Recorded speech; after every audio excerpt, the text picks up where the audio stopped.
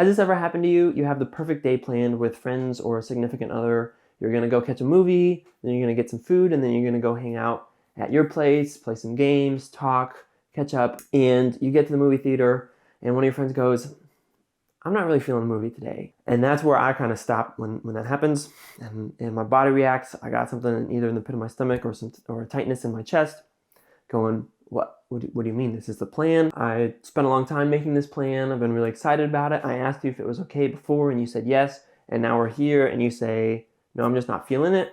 What do I do? And you kind of have two choices at that point, right? You can either do something else that wasn't in the plan that you now have to kind of make up off the cuff because your friend or significant other doesn't want to do it. Or you can say, no, we really need to stick to this plan. I'm really excited about it. This is what we said we were going to do.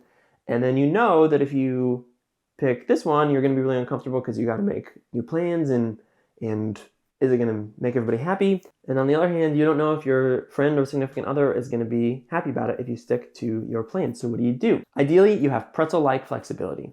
Now, I know that's really tough because you made a plan for a reason, but the plan isn't there to box you into it. The plan is there to increase your fun. And if doing something else outside of a plan is going to be more fun, then do that. Say your friend goes, hey, I'm really not feeling the movie, but there's a bowling alley next door, and I'm really, for some reason, just feeling bowling. I haven't been in a long time, but it sounds so fun to just get a couple pizzas, go bowling, and have a great time together. And you go, do I go bowling? Do I go to the movie theater?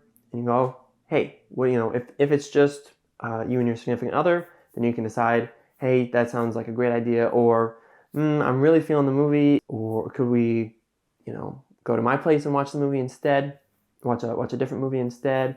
Would that be okay? And you can ask some more questions, but you want your default reaction to be not, we need to stick to the plan. Figure out why they're feeling the way that they're feeling about wanting to change up the plan, right? What's the goal? Because you want to go have a great time watching the movie, and they want to not be out in public in a dark room right now because they just want to be able to laugh and have a good time with you doing an activity together. So you go, okay, what if we go back to my place and we watch a comedy instead of being in the movie theater where we can't talk and we can just laugh and make jokes about everything that's going on the TV. So we still can watch the movie, we can still hang out, and maybe we pick up some food on the way, and we're still doing all of the things that were in my plan to begin with, at least close enough that I'm really happy about it, and while also making the other person or people happy. And instead of having this one plan that you really boxed into, you can go, okay, what are the kinds of things, what do I want to get out of this, and what do you want to get out of this, and let's see if there's a way that we can make it work together. And there almost always is. There can be a lot of misunderstandings at first, but there almost always is some commonality there. And if you're flexible, if your initial reaction is flexibility, then you can find that commonality. And if your default reaction to that change of plans or something coming against you that goes against what you were already thinking or feeling, if you can find a way to bridge the commonality, because there's almost always commonality there, then you can really make something special happen. It can be something really creative, something really fun to do together that makes you both happy instead of one of you always getting your way or somebody in that always feeling like they don't get the outcome that they desired.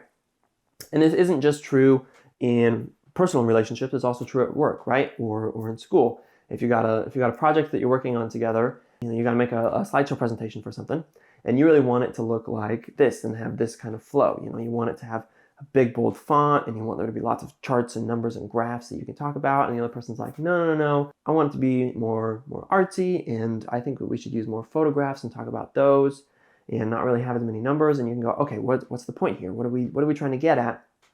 And you go, okay, the reason I want the statistics and the hard-hitting numbers is because I really want to show that we know what we're talking about and show that we're competent. And the person that you're working with on the project says, I want it to be photographs so that we can paint a picture and make it come to life for the people that we're talking to. Then you ask yourself, is there a way to do both of those things? And you go, yeah, there is actually.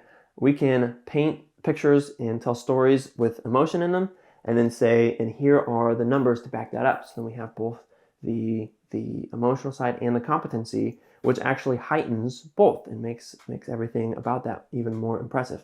And so instead of going, no, I really need to stick to my plan, you can go, what are the things that we're, the goals that we're trying to accomplish here? Because usually there's like 3 or 4 steps in your brains that you kind of connect, and you go, okay, this is the way to do this goal, because you've eliminated some other possibilities. But then somebody else brings in a new idea, and you can figure out what are the goals, the overarching goals for those things, and how can we bridge them together and make something even better than either of us thought separately. And so there are a lot of reasons, as you can see, that flexibility can make a big difference. What are some of the benefits of flexibility? Well, for one, you're less stressed because you're not having that tightness in your chest the entire time that you're either feeling like you're forced into changing the plan or sticking to the plan and feeling like you're alienating somebody else.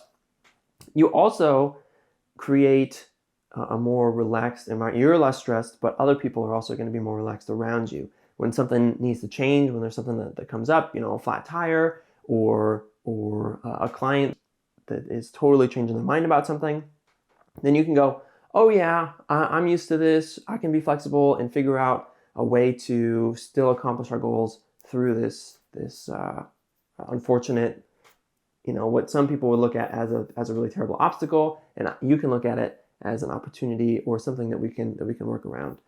And that makes other people more relaxed around you and look to you in those situations even more, which is really cool. And then you also get to learn to see possibilities rather than obstacles, right? A flat tire is usually an obstacle, but a client changing their mind about something could be a really great opportunity to show them creative problem solving.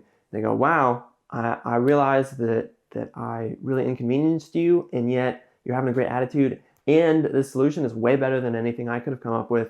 That's amazing. So now you're able to showcase your creative problem solving rather than getting stuck in a negative attitude about all of the obstacles that you have to overcome. So how can you get better about being flexible? And as somebody that does not come naturally to, I've tried to work on it a lot. And something that I find really helpful is you make a plan, or the plan that has been given to you by somebody else.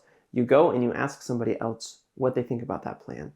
And listening for changes that they would make is what you want to do, right? You want to listen for changes that they would make. And whenever you find one, just try to do that. Hey, I really want to go to a movie and then eat afterwards. What do you think about that? And they go, I'm not really feeling movie theater right now. What if we, and then whatever they say, whether it's bowling or playing games at your place, whatever they say, just try to do that thing. And then you can make it kind of a game. Like, how fast can I say yes to whatever they're talking about? And the faster you say yes, probably the more likely, and you can see people's reactions, see what they think, and they go, wow, they're really taking my feedback. They're listening to me. I'm feeling heard and supported, and like my opinion is valuable, and that makes people feel really good. And so whatever that thing is, if you do it together, they're probably going to be really excited about it because they know that you are on their side and not just being selfish, trying to do what you want, but that you're really looking to their needs as well. And so it's a way that's usually pretty easy to practice. If it's a really big project, then it can be a little bit harder. But so start in the smaller things. But if it's a little outing or a small project, and somebody else has some feedback that would change it, just try to do that and see the reaction and go, wow, they really liked that, and actually it worked out okay. And as you practice that flexibility more and more and more, you're going to build that habit, and it's going to positively reinforce that behavior. So you're going to want to keep doing it. And as a result, you're going to be less stressed, and people are going to see the creative problem solving skills that you have, and also just be more relaxed and want to be around you more, which is really cool and will help you level up not only your leadership, but also your whole life. So join me in trying to become as Pretzely as possible.